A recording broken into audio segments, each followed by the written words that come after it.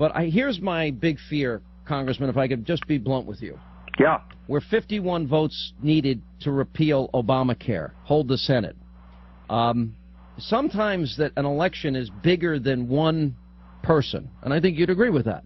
That's entirely my perspective, Sean. And to me, I am very concerned, and I know many other conservatives are as well, because they have all written me today, that if you stay in this race and this becomes the defining issue of the race, and there is a timeline now in play here, that this could then put the entire state of Missouri, this Senate seat, and even the top of the ticket in jeopardy in Missouri. And that is, so I guess what I'm saying is, yeah, there's a double standard. Absolutely. Is it unfair? Absolutely. Do I think you're sincere in your apology? I bet you are. Do I think you misspoke? And yeah, I think you did.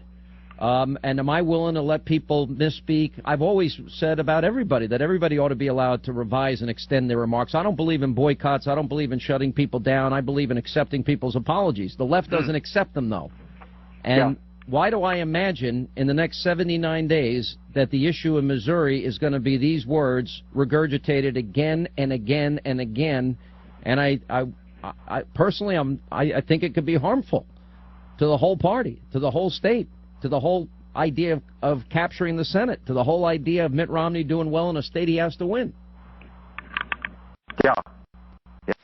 I understand that perspective, and I guess the other way of taking a look at it was, look, we just came through a very complicated primary. There were people who were not strong on their conservative, as strong as I was anyway, and there was no one that had a record of voting exactly the opposite of Claire McCaskill. No, you won fair and square in the primary, and I understand it was a close primary. I totally understand that. Right. But that's not the issue that I'm talking about at this moment. At this moment, I really do believe, and I've said this about Bill Maher, he should be allowed at times to apologize and revise and extend his remark. It was actually conservatives when he first got in trouble about comments that he made about our soldiers being cowards. There was people like Rush Limbaugh, Sean Hannity, Mark Levin, and others that defended him.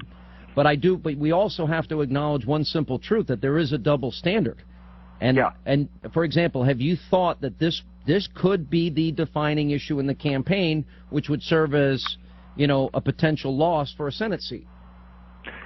Well, and that is the big question, Sean. And my sense is people will understand when you tell them, look, I'm not perfect. It's possible to make mistakes, but there's more than one word spoken in one sentence in one day, and that is the entire record of a senator who sold us down the river. A senator who's just happily sustaining trillion-dollar deficits every particular year, and somebody who is the winning vote on Obamacare, and somebody who's just all the way down the line is a big government, big spending, more rules from Washington, D.C. She wanted to give the EPA more authority to be able to control carbon, so that you're going to run everybody's energy bills up. And in every one of these regards, she's wrong for Missouri. And I think somebody who's willing to take that battle to her and make those points, I think other people are going to hear more than just one thing over and over and over again. I don't know. Maybe as a political observer, I see it differently here. I think for the next week, all you're going to hear from Democrats is your comments. And look, I'm a Christian, so I believe in forgiveness, and I know, I could just tell by the sound of your voice you're probably very, very sincere in your apology. But I think there's one political reality that has to be faced by you in your campaign, and that is that, the reality here is Democrats now have a ton of ammunition, and they are going to try and use these remarks to hurt everybody they can. And if I was put in that position, I would at least be thinking about what is in the best interest of the party, what is in the best interest of, Mitt Romney in this case, what's in the best interest of the people of Missouri. Are they going to be able to hear a campaign about issues, or is this going to be the distraction in the campaign? You're not even considering that? No, those are all legitimate points, Sean, and that's, I'm trained as an engineer, and you look at both sides of the equation and you say, what are the pros and the cons? On the other side here, though, here you have somebody who's a conservative, who's unabashed pro-lifer, where Claire McCaskill is the exact opposite. and you've got a real contrast and a simple choice for the people of the state of Missouri. And I think that strong voting record and the record that's exact opposite of her, the question is, does that overcome, the question of people that are upset about one word spoken in one day in one sentence? And I think that there is an awful lot of still people that believe in mercy and forgiveness and God's love. I made a single error in one sentence.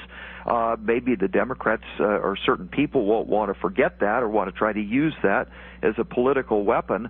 But I think that the people of Missouri are big enough to take a look at the overall package and say, hey, this Obama is about to break our country, and Claire McCaskill is a rubber stamp for him, and so we need somebody who's going to take the fight to them, and I believe we're going to do that.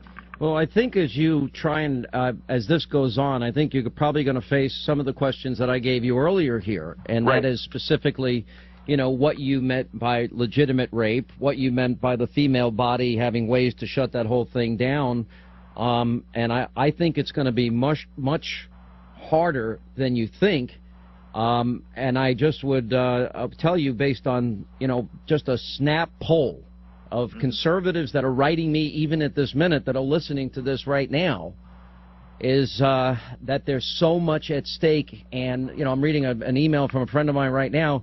This is bigger than one person. This is going to set us back.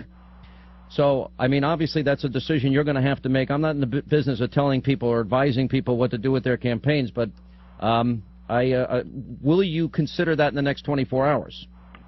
Well, all of those things have to be taken a good look at, and I appreciate your perspective, and also, so yeah, I continuously be taking a look at all those different alternatives. At this point, my sense is that the right thing to do. All right, Congressman, I don't mean to cut you short, but we're on a hard break here. We appreciate you being with us. We'll be watching very closely. Thank you for being with us.